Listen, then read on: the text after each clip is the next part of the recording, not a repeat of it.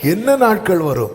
அப்பொழுது நான் இஸ்ரவேலுக்கும் யூதாவுக்கும் என் ஜனத்திற்கு சிறையிருப்பை திருப்பி நான் அவர்கள் பிதாக்களுக்கு கொடுத்த தேசத்துக்கு அவர்களை திரும்பி வர பண்ணுவேன். அதை அவர்கள் சுதந்தரித்து கொள்வார்கள். கைகளை உயர்த்தி சொல்லுங்க, இதோ நாட்கள் வரும், நான் சுதந்தரித்துக் கொள்வேன். இதோ நாட்கள் வரும், நான் சுதந்தரித்துக் கொள்வேன் சொல்லிட்டு அடுத்து சொல்றார், இவைகள் கர்த்தர் இஸ்ரவேலையும் யூதாவையும் குறித்து சொன்ன வார்த்தைகளே. அப்ப நம்மை குறித்து சொன்ன வார்த்தைகளை நம்ம என்ன செய்யணும் தெரியுமா? சொல்லுங்க, எழுதி வைக்கணும். எழுதி வைக்கணும். எத்தனை பேருக்கு அந்த பழக்கம் இருக்குன்னு இப்ப நான் கேட்டு கை தூக்க சொன்னா எல்லாருக்கும் கை தூக்க முடியாது. அதனால அப்படி ஒரு வருத்தத்தை நான் இப்போ உருவாக்க விரும்பல. ஆனா இன்னைக்கு கர்த்தர் இதை செய்ய சொல்லுகிறார். எனக்கு தெரியும், இதை நான் டச் பண்ண ஒரு 10 நிமிஷம் போயிடும், செய்திக்குள்ள போக முடியாதுன்னு தெரியும். ஆனால் ஆவியானவர் நமக்கு கிட்ட ஒன்று செய்ய சொல்லும் போது நம்ம அதை செய்யணும். ஒரு ஆமீன் சொல்லுங்க பார்க்கலாம். ஆண்டவருக்கு மகிமை. நீ எழுதி வை. நீங்க வீட்டில் போங்க, இப்ப போயிடாதீங்க. நீங்க அப்ப அவர் சொல்லிட்டார் வீட்டுக்கு பார்ப்போம், வீட்டில் போய் ஒரு நோட்டு வாங்கி எழுதுங்க. அவங்க கிட்ட பேசினது அது யார்கிட்டையும் காட்டணும்னு அவசியமே கிடையாது.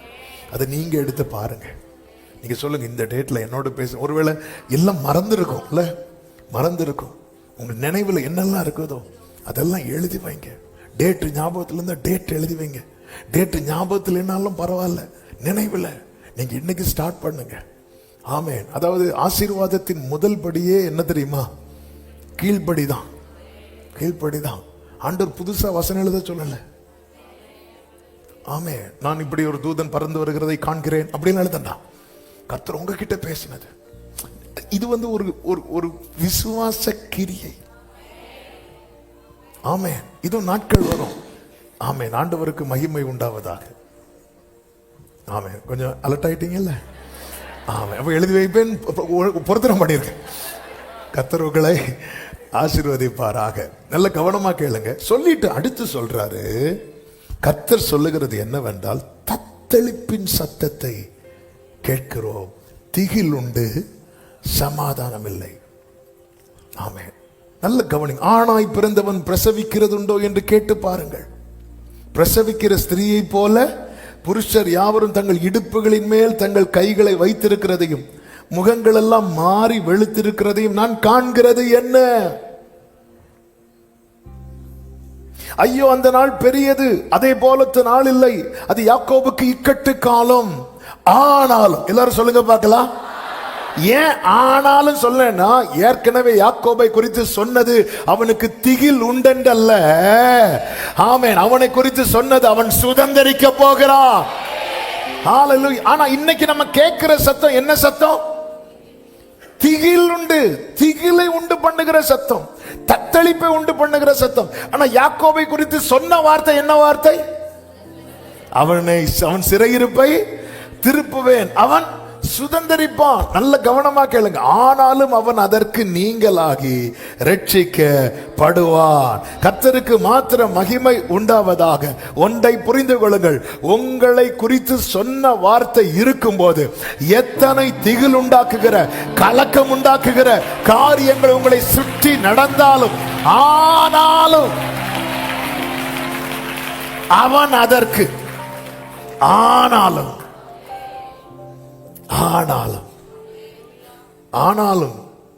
ஆனாலும் ஆமே அப்படிங்கிற வார்த்தை தமிழ்ல போல பியூட்டிஃபுல். ஆனால் அப்படின்னா ஒரு பயம், ஆனாலும் அப்படின்னா ஹalleluya. இங்கிலீஷ்ல ஆனாலுக்கும் பட்டு தான், ஆனாலுக்கும் புட்டு தானா? அதுக்கும் பட்டு தான், எல்லாம் முடிஞ்சு. ஆமே. ஆனாலும், ஆனா அப்படின்னா போச்சு. ஆனாலும் ஏன்னா அவனை குறித்து நீ எழுதி வச்சிரு.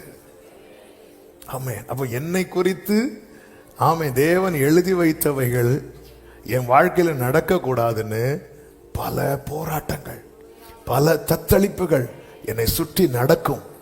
ஆனாலும், எல்லாரும் கைகளை உயர்த்தி சொல்லுங்க, ஆனாலும் ஆனாலும் நான் அதற்கு நீங்களாகி ரட்சிக்கப்படுவேன். நான் அதற்கு நீங்களாகி ரட்சிக்கப்படுவேன். சத்தமா ஒரு ஆமென் சொல்லுங்க பார்க்கலாம். கர்த்தருக்கு மாத்திரம் மகிமை உண்டாவதாக. அப்போ உங்க வாழ்க்கையில் இப்படிப்பட்ட திகில் ஆமென் தத்தளிப்பின் சத்தத்தை கேட்கிறோம். தத்தளிப்பின் சத்தம் கேட்கும் போது உடனே நீங்க எதை தெரியுமா ஓபன் பண்ணணும்? எழுதி வச்சத நீங்க ஓபன் பண்ணுங்க. எதுக்கு எழுதி வைக்க சொல்றாரு தெரியுமா? ஆமென். நேர்ச்சை கிடையாது. இப்படி ஒரு 10 இடம் எழுதுனா அப்படி கிடையாது. உனக்கு இந்த தத்தளிப்பின் சத்தம் வரும் தெரியுமா? ஒரு துர்ச்செய்தியோ உன்னை தத்தளிக்க பண்ணுகிற, அவ்வளவுதான் உன் வேலை அவுட்டு, அவ்வளவுதான் அவங்க வந்துட்டாங்க, உன் பிரச்சனை இதோட முடிஞ்சது, இது பிரச்சனை அவ்வளவுதான் பெருசாயிட்டு, இப்படிப்பட்ட உன்னை தத்தளிக்க பண்ணுகிற செய்தி வரும்போது இமீடியட்டா உன் கையும் கண்ணும் எங்க போகணும்னா கர்த்தர் உனக்கு சொன்ன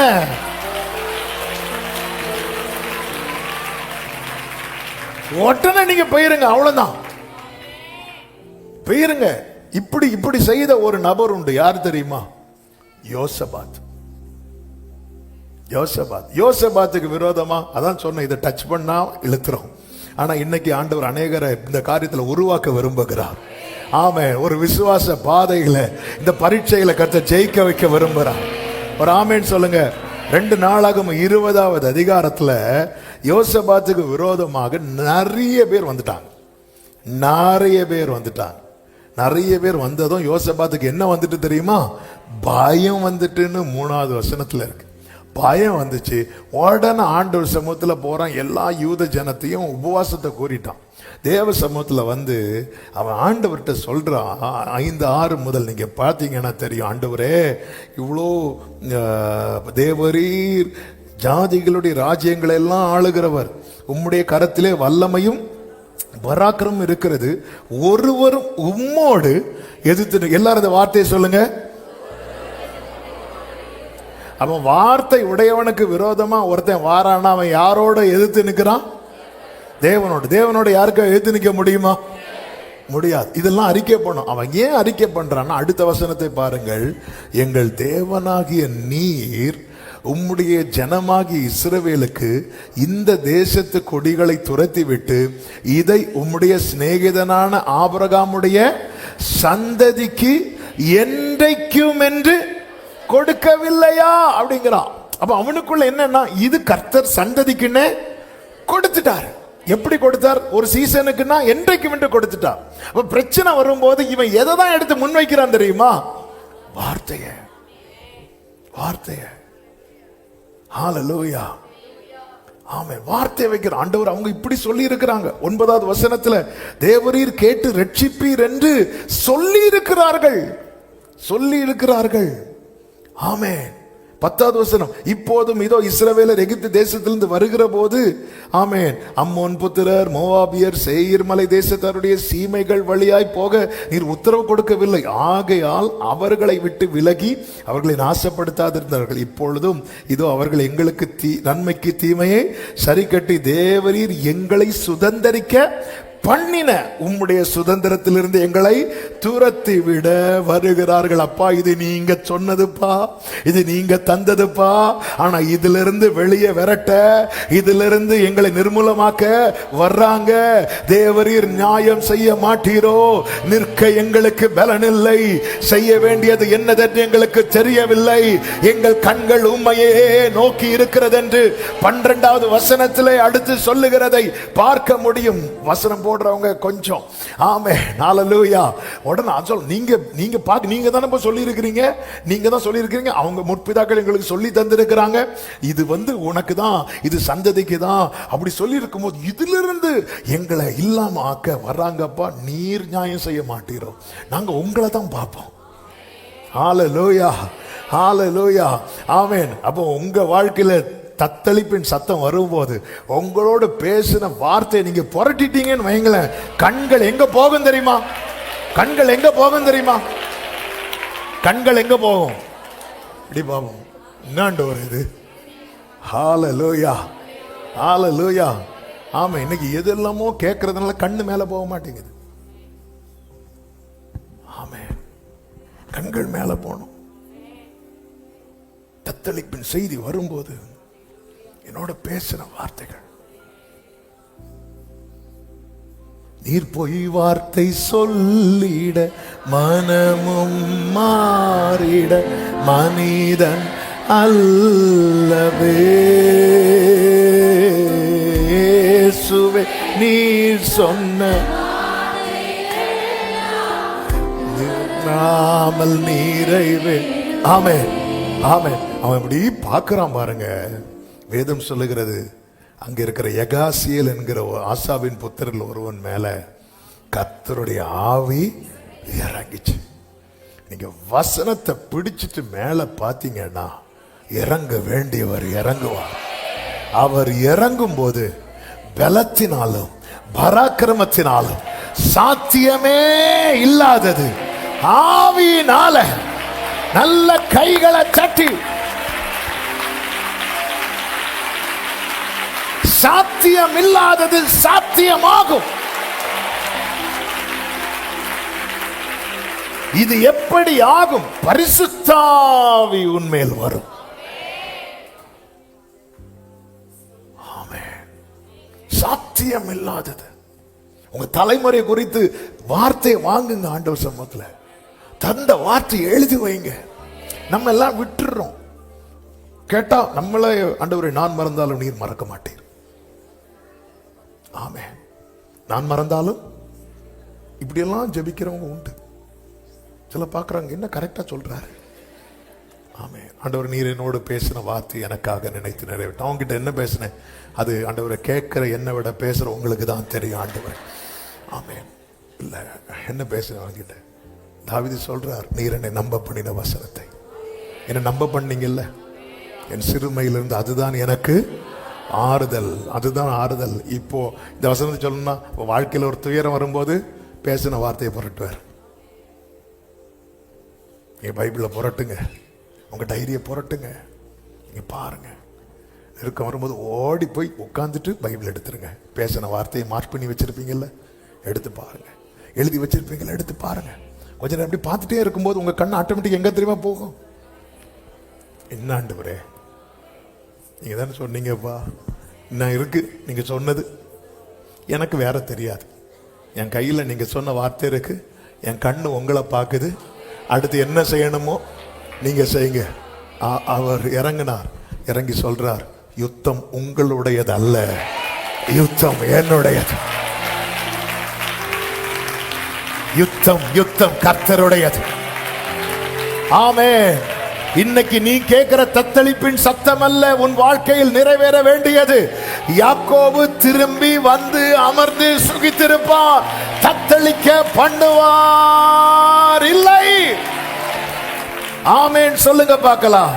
கைகளை உயர்த்தி சத்தமா ஆமென் சொல்லுங்க. அதுதான் சொல்லுகிறார், இது யாக்கோபுக்கு இக்கட்டு காலம், ஆனாலும் அவன் அதற்கு நீங்களாகி ரட்சிக்கப்படுவார். அப்படி ரட்சிக்கிறவர் சொல்லுகிறார். ஆமென். அந்நாளிலே எரேமியா 30:8, நான் அவன் நுகத்தை உன் கழுத்தின் மேல் இராதபடிக்கு உடைத்து உன் கட்டுகளை அறுப்பேன் என்று சேனைகளின் கர்த்தர் சொல்லுகிறார். அந்நியர் இனி அவனை அடிமை கொள்வது இல்லை. ஆமென். கர்த்தர் சொல்லுகிறார், இந்த தத்தளிப்பை நான் எடுத்து போடுகிறேன். யாக்கோபின் வாழ்க்கையை வைத்து அவன் யாக்கோபை தத்தளிக்க பண்ணின 3 நபர்கள் அல்லது 3 காரியங்கள், அதையும் நான் சொல்லி நான் செபிக்க விரும்புகிறேன். ஆமென். அதாவது வார்த்தை உடையவன் வாழ்க்கையில தத்தளிப்பு வருமா அப்படின்னு கேட்டா, யாக்கோபின் வாழ்க்கை ஒரு சிறந்த உதாரணம். நம்ம வாழ்க்கையில தத்தளிப்பு வரும்போது நம்ம உடனே என்ன தெரியுமா நினைக்கிறோம், வார்த்தை என் வாழ்க்கையில நடக்காதுன்னு நினைக்கிறோம். யாக்கோபு வார்த்தையை கேட்கும் போது தத்தளிப்பு இல்லை, ஆனா வார்த்தையை கேட்ட பிறகு அவன் வாழ்க்கையில தத்தளிப்பு வந்தது. யாக்கோபை தத்தளிக்க பண்ணின 3 நபர்கள். ஒரு நபர் லாபான், 2வது ஏசா, 3வது ஒரு நபர் உண்டு. யார் சொல்லுங்க பார்க்கலாம்?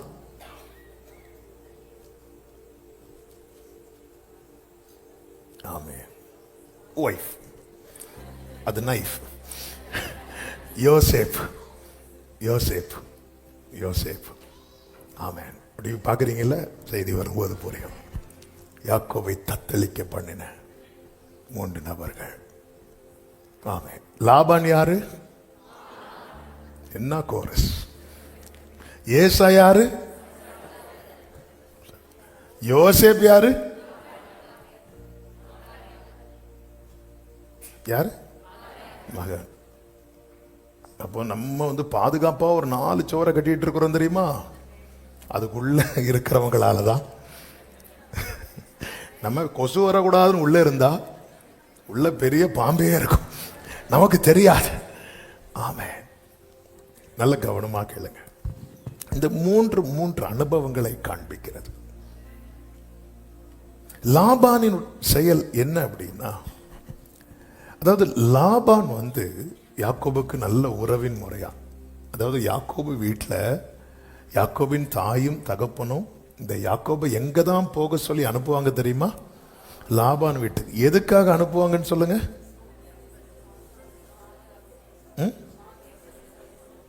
அங்க கல்யாணம் பண்றதுக்கு. யாக்கோபு அனுப்புனதே எதுக்கு தான்? கல்யாணத்துக்கு. அதனாலதான் போனதும் போய் பயோடேட்டா கொடுத்துட்டான் பார்த்ததும். ஆமாம். அவன் அவங்க போய் அப்படி இல்லை, அவனை அனுப்புனதே அதுக்கு தான் அனுப்புனாங்க. பெண் பார்க்க தான் அனுப்புனாங்க. அவனை அனுப்புனதே அதுக்கு தான் அனுப்புனாங்க. ஈசாக்குக்கு ஆபிரகாம் வேலைக்காரன் அனுப்புனாரு. பையன் வந்ததும் எங்களுக்கு நாங்களே பார்த்துக்கிறோம் அப்படிங்கிற மாதிரி போயிட்டாரு. ஆமாம். அதாவது நாங்களே பார்க்குறோன்னு போனவங்களுக்கு தான் 1 2 ஒரே குழப்பமா இருக்கும். இவர் பொண்ணு பார்க்க தான் போனது, பாதுகாப்புக்காக. அப்போ மாமனார் அதாவது லாபான் இவனை கேர் பண்ணிப்பான், இவனை பார்த்துப்பான் அப்படின்னு சொல்லி தான் அனுப்புனாங்க. லாபானும் நல்லா பேசுறாரு. ஓ, என் சகோதரியருடைய பையனா, அடா மகனே, மருமகனே, அப்படி தூக்கி போட்டு அப்படிதான் அவன் லைஃப் ஆச்சு. அவன் நேரம் உள்ள கொண்டு வந்தாச்சு. பார்த்தா இவன் வாழ்க்கையில ஆரம்பத்துல புரியாத ஒண்ணு போக போக புரிந்து கொண்டது. என்ன அப்படின்னா, இந்த லாபான் தன்னுடைய லாபத்துக்காக என்னை பயன்படுத்துகிறான். எனக்கு நன்மை உண்டாக அவன் செய்யவில்லை, தன்னுடைய லாபத்துக்காக. அதாவது நம்ம கிட்ட பழகிறவங்க, நம்மோடு பேசுறவங்க, நம்ம கிட்ட அன்பு காட்டுறவங்க, நம்ம கிட்ட நெருக்கமா இருக்கிறவங்க, நமக்கு உதவுவது போல தங்களை காண்பிக்கிறவர்கள் தங்களுடைய லாபத்துக்காக மட்டுமே நம்ம கிட்ட நெருங்குறாங்க, பேசுறாங்க, பழகுறாங்க என்று நினைக்கும் போது நம்ம இருதயம் சோர்ந்து போயிடும். நம்முடைய வாழ்க்கை எப்படி இருக்கும் தெரியுமா? நம்ம ஏமாந்துட்டோமோ. அவன் இந்த லேயாள் விஷயத்துல இருந்து தான் அவனுக்கு புரிய வருது. அப்பொழுது யாக்கோபு கேட்கிறான். 29 ஆதியாகமம் 25வது வசனத்துல, காலையில ஏதோ அவள் லேயாள் என்று யாக்கோபு கண்டு லாபானை நோக்கி, ஏன் எனக்கு இப்படி செஞ்சீங்க? அதாவது 7 வருஷம் ஆச்சு. யாரு? யாக்கோபு 7வது வருஷத்துல தான் என்ன நடக்குது? திருமணம் நடக்குது. 7 வருஷம் ஆச்சு. அப்ப 7 வருஷமும் லாபானுடைய பிளான் என்ன தெரியுமா? இதுதான். ஆனா அது அவனால என்ன செய்ய முடியல, புரிஞ்சிக்க முடியல. அதனால யாக்கோபுக்கு 7 வருஷம் எப்படி போச்சா?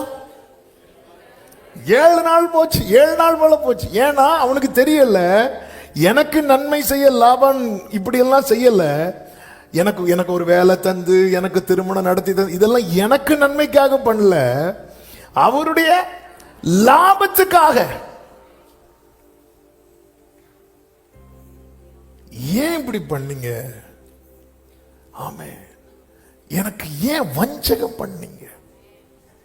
ஒருத்தங்களால நம்ம ஏமாறுறோம் அப்படிங்கிற ஒரு காரியம் நம்ம மனசுல ஆழமா விழுந்துட்டுன்னு வைங்களேன், திரும்ப அதுல இருந்து கியூர் ஆகி வெளியே வர்றது என்பது ஒரு பெரிய சேலஞ்சான காரியம். இது இப்படி செஞ்சதை குறித்து லாபான் கொஞ்சம் கூட என்ன செய்யல தெரியுமா?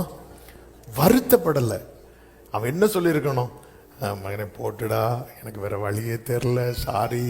உண்மை இல்லை. மூத்தவா இருக்கும்போது இளையவளை கொடுப்போம். இவ்விடத்து வழக்கம் இல்லை. எங்க கேரக்டரே இப்படிதான், நாங்க இப்படிதான் பண்ணுவோம்.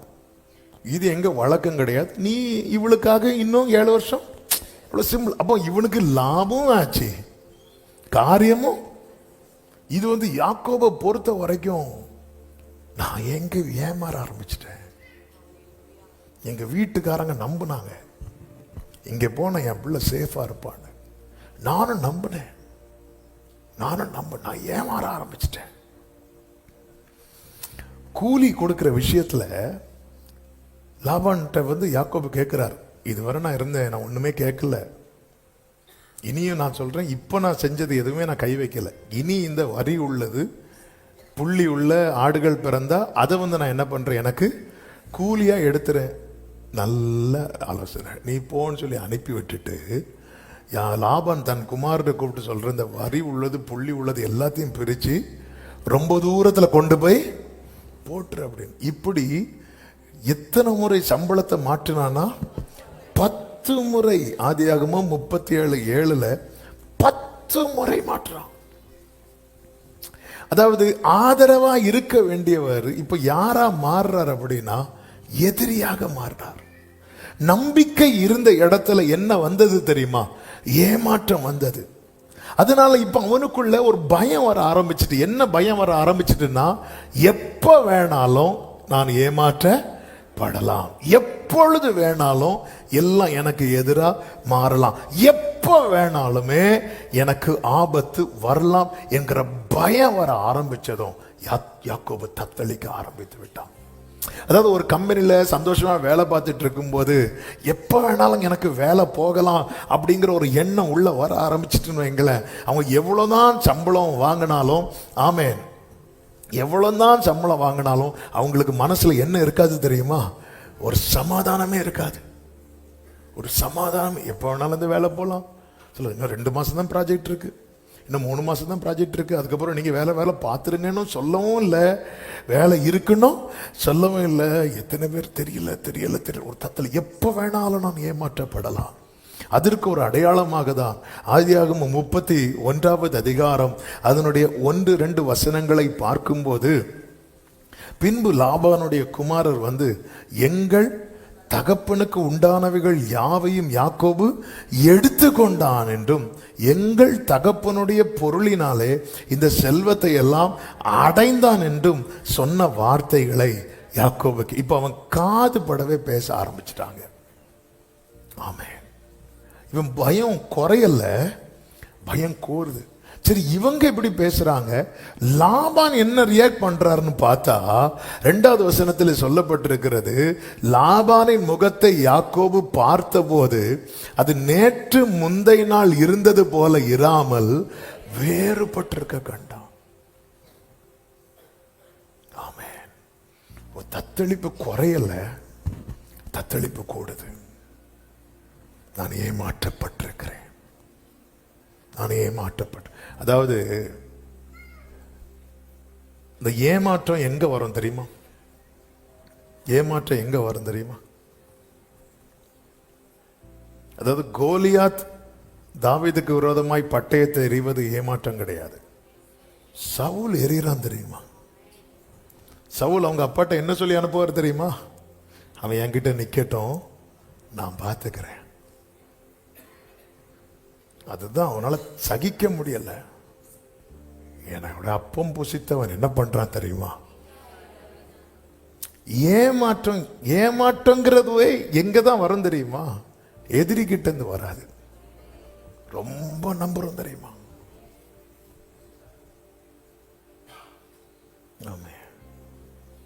இயேசு மேல சத்துரு கை போட்டதே யூதாஸ் முத்தத்துக்கு பிறகு. ஏமாற்றம். யாக்கோபு வாழ்க்கையில் இப்படி ஒரு ஏமாற்றம் வந்துட்டு, நான் எங்க சேஃபா இருப்பேன்னு நினைச்சேனோ அங்க எனக்கு சேஃப் இல்லை. அவன் தத்தளிக்க ஆரம்பிக்கிறான். என்ன செய்யணும்னு தெரியல. ஆனால் அவனோடு பேசின ஒரு கர்த்தர் இருக்கிறார். கர்த்தர் அவனுக்கு ஆதரவு அளிக்க ஆரம்பித்தார். இந்த சம்பவம் எல்லாம் தெரிஞ்சதுனால நான் ரொம்ப போகல. கர்த்தர் அவனுக்கு செய்த காரியத்தை பாருங்கள். ஆதியாகமம் 31:42 இந்த லாபானை பார்த்து யாக்கோபு சொல்லுவாரு, என்ன சொல்லுவார் அப்படின்னா, தேவன் என் சிறுமையையும் என் கை பிரயாசத்தையும் பார்த்து. ஒரு ஆமேன் சொல்லுங்க பார்க்கலாம். ஆமே, ஒரு சத்தமா ஒரு ஆமேன் சொல்லுங்க பார்க்கலாம். ஆமே, உங்க உழைப்பை அவர் பார்த்திருக்கிறார். இன்னைக்கு யார் யார் உங்களை ஏமாத்துறாங்களோ அங்க நீங்க போட்ட உழைப்பை கர்த்தர் பார்த்திருக்கிறார். உங்க பிரயாசத்தை கர்த்தர் பார்த்திருக்கிறார். அங்க நீங்க பட்ட சிறுமையை கர்த்தர் பார்த்திருக்கிறார். கைகளை உயர்த்தி ஒரு ஆமேன் சொல்லுங்க. இன்னைக்கு உங்களை சுத்தி சூழ்ச்சி நடக்கலாம், உங்களை சுற்றி ஏமாற்று வேலைகள் நடக்கலாம், உங்க உங்க உங்க ஸ்தானத்திலிருந்து உங்களை துரத்தி விடும்படிக்கு பல காரியங்கள் நடக்கலாம். யாக்கோவே, நீ கலங்காதே, உன்னை குறித்து சொல்லப்பட்டதுதான் நடக்கும். எத்தனை சூழ்ச்சிகள், எத்தனை ஏமாற்றுகள் உன்னை சுற்றி நடந்தாலும், நீ அந்த குடும்பத்துக்காக பட்ட பிரயாசம், அந்த குடும்பத்துக்காக நீ பட்ட பிரயாசம், glory. நீ இருக்கிற இடத்துல, நீ உழைக்கிற இடத்துல நீ போட்ட உழைப்பு, நீ பட்ட பிரயாசம், இதெல்லாம் கர்த்தர் பார்த்திருக்கிறார். கர்த்தர் பார்த்திருக்கிறார். அதனாலதான் கோலும் கையுமாய் போனவனை 2 பரிவாரங்களோடு, நீ பரிவாரங்களோடு தான் வருவாய். பரிவாரம் உடனே லேயாள் ராகல் நினைக்க கூடாது. நான் சொல்றது பிளெஸிங்ஸ், ஆசீர்வாதங்கள். ஆவிக்குரிய கண்ணோட்டத்தோடு லேயாள் ராகேல் யார் தெரியுமா? இஸ்ரவேலின் வீட்டை கட்டுகிறவர்கள். நீ இடிஞ்சு போனவன் தலையில ஏறுறதுக்கு நிறைய பேருக்கு பிடிக்கும். சிறுமைப்பட்டவனை மறைவிடத்தில் அட்டாக் பண்றது நிறைய பேருடைய ஹாபி. அதாவது உங்களை எது சொன்னாலும் கேட்கறதுக்கு ஆள் இல்லைங்கிற நிலையில நீங்க இருக்கிறீங்க தெரிஞ்சுட்டுன்னு வைங்களேன், எல்லாரும் கோபத்தை உங்கள்கிட்ட தான் காட்டுவாங்க. லாபாரின் முகம் வேறுபட்டது. கேட்க யார் இருக்கிறா? ஏசா வந்து கேட்பானா? ஈசாக்கு வந்து கேட்பானா? யாக்கோபு லாபானுக்கு இப்படி செய்யறத யாராவது வந்து கேட்பாங்களா? இல்ல ரெபேக்கா வந்து சண்டை போடுவாங்களா? என் பையனுக்கு இப்படி தர வர மாட்டாங்க. இவனுக்கு கேட்க இனி ஆள் இல்லை, அதனால இவனை நம்ம என்ன பண்ணலாம் இப்படி நினைச்சிட்டு போகும்போதுதான் ஆமென் கர்த்தர் அவனோடு பேசினார். யாக்கோபோடு அன்பா பேசினவர் லாபான் யாக்கோபிட்ட முகத்தை கருத்தான், கர்த்தர் லாபான்ட்ட முகத்தை கருத்தார். ஹல்லேலூயா, ஹல்லேலூயா. கர்த்தர் செய்த காரியங்கள் பாருங்கள். யாக்கோபின் உழைப்பை கர்த்தர் ஆசீர்வதித்தார். ஆதியாகமம் 30:41 எழுதுறவங்க ரெஃபரன்ஸ் நோட் பண்ணிக்கோங்க, டைம் இல்லை. அவனை நஷ்டமடைய விடவில்லை. ஆதியாகமம் 31:8-9 அவனை நஷ்டமடைய விடலை. அவன் உழைப்பை கர்த்தர் ஆசீர்வதித்தார். இரண்டாவதாக கர்த்தர் அவனை வழி நடத்தினார். ஆதியாகமம் 31:3 நீ எழுந்து போ யாக்கோபே, நீ எழுந்து போ யாக்கோபே. அதன் அர்த்தம் என்ன? இனி நீ சிறுமைப்படக்கூடாது. அவன் இனி உன் உழைப்பு வீணாக கூடாது. ஹல்லேலூயா. சூழ்நிலைகள் மாறும்போது புரிந்து கொள்ளுங்கள், எல்லாம் அடைக்கப்பட்ட நிலையா இருக்கும் போது உங்க மேல வேர்டு இருக்குது. கர்த்தர் ஒரு வாசலை திறக்க போகிறார். ஆமென் சொல்லுங்க பார்க்கலாம். மூன்றாவதாக கர்த்தர் அவனுக்கு வெளிப்படுத்தினார். ஆதியாகமம் 31:10-12 வரை என்ன வெளிப்படுத்தினார்? அவனை சுத்தி என்ன நடக்குது, அவனை சுத்தி என்ன நடக்குது, யார் யார் எப்படி செய்யறாங்க. ஆமென். கடந்த நாளில் ஒரு சகோதரன் தான் சொன்னான், ஆமென் இப்படி ஒரு காரியம் கேள்விப்பட்டேன். அப்போ நான் ஆண்டவர்கிட்ட ஜெபம் பண்ணும்போது, ஆண்டவர் எனக்கு காட்டி கொடுங்க, அதே போல கர்த்தர் எனக்கு அதை காண்பித்து தந்தாருன்ட்டு. நல்ல புரிந்து கொள்ளுங்கள். ஆமென். ஆரம்பத்தில் இது புரியலை, இது அறியலை. ஆமென். ஏன் ஆண்டவர் ஆரம்பத்தில் வெளிப்படுத்தல? ஆரம்பத்தில் கேட்குற நிலைமையிலையா இருந்தா? ராகேல் கூட டியூட் பாடிட்டு இருக்கும்போது ஏதாவது சொன்னா புரியுமா யாக்கோபுக்கு? ஒன்றும் புரியாது. நம்ம எங்க கேட்போன்னு அவருக்கு தெரியும், எங்க இருந்து கேட்போன்னு தெரியும். ஆமே. வீட்டில் இருந்து கேட்காத யோனா வீட்டில இருந்து கேட்டா மீன் அவன் வயிற்றுக்குள்ள இருந்திருக்கும். ஆமே. நம்ம எங்க இருந்து கேட்போம்னு தெரியும், நம்ம எங்க இருந்து கேட்போம்னு தெரியும். நான் ஏமாற்றப்பட்டிருக்கிறேன். ஆண்டவர் காட்டி தர்றார், இங்க பாரு, இதுதான் லாபான் உனக்கு செய்யறது, இதுதான் உனக்கு செய்யறது. ஆமே. ஹல்லேலூயா. ஆண்டவர் அவனுக்கு வெளிப்படுத்துகிறார். அது மட்டுமல்ல, லாபானை எச்சரிக்கிறார்.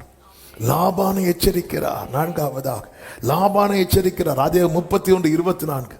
ஐந்தாவதாக சமாதானத்தோடு விடுவிக்கிறார். ஆதியாகமம் 31:55. லாபான் அதிகாலமே எழுந்திருந்து தன் குமாரரையும் தன் குமாரத்திகளையும் முத்தம் செய்து கொண்டு அவர்களை ஆசீர்வதித்தான். பின்பு லாபான் புறப்பட்டு தன்னிடத்துக்கு திரும்பி போயிட்டான். அதன் அர்த்தம் என்ன? லாபானால் இனி உனக்கு என்ன இல்லை தெரியுமா? தத்தளிப்பு இல்லை. லாபானின் கட்டுப்பாடு முடிந்ததே. அவனை தத்தளிக்க பண்ணுவார் இல்லை. லாபானுடைய கட்டுப்பாடு ஓவர். தேவன் யாக்கோபை ஆசீர்வதித்து அவனை தனியாக வெளியேற்றினார். லாபானால் ஏற்பட்ட தத்தளிப்புக்கு முற்றுப்புள்ளி வைக்கப்பட்டது. ஆமேன். எல்லாரும் இருப்பாங்க. யாக்கோபுக்குன்னு கேட்க யாரும் இல்லைன்னு வரும்போது ஆமேன் ஒருவரும் இல்லை என்று கண்டு, அப்படி ஒரு வசனம் உண்டுல்ல, எங்க உண்டு ஞாபகம் இருக்கா? ஒருவரும் இல்லை என்று கண்டு. உபாகமம் 32 நினைக்கிறேன். ஆமேன். 32-36 வாசிங்க. கர்த்தர் தம்முடைய ஜனங்களை நியாயம் தீர்த்து அவர்கள் பலன் போய் சென்றும் அடைக்கப்பட்டவர்களாவது விடுதலை பெற்றவர்களாவது ஒருவரும் இல்லை என்றும் காணும் போதும் தம்முடைய ஊழியக்காரர் மேல் பரிதாபப்படுவார். சத்தமா உயர்த்தி ஆமேன் சொல்லுங்க. அப்படி பரிதாபப்படுகிறவர் 40வது வசனத்திலே, நான் என் கரத்தை வானத்துக்கு நேராக உயர்த்தி நான் என்றென்றைக்கும் ஜீவித்திருக்கிறவர் என்கிற. அதன் அர்த்தம் என்ன? அவனுக்கு யாரும் இல்லைன்னு நினைச்சியா? யாக்கோபுக்கு கேட்க யாரும் இல்லைன்னு நினைச்சியா? யாக்கோபு ஆசீர்வதிக்க யாரும் இல்லைன்னு நினைச்சியா? யாக்கோபு வழி நடத்த யாரும் இல்லைன்னு நினைச்சியா? நான் இருக்கிறேன். யாக்கோபின் தேவன் உயிரோடு இருக்கிறார். ஹalleluya. கைகளை உயர்த்தி, என் மீட்பர் உயிரோடு இருக்கிறார். எனக்காக பரிதபிக்கிறவர், எனக்காக பரிதபிக்கிறவர். ஹalleluya, ஹalleluya.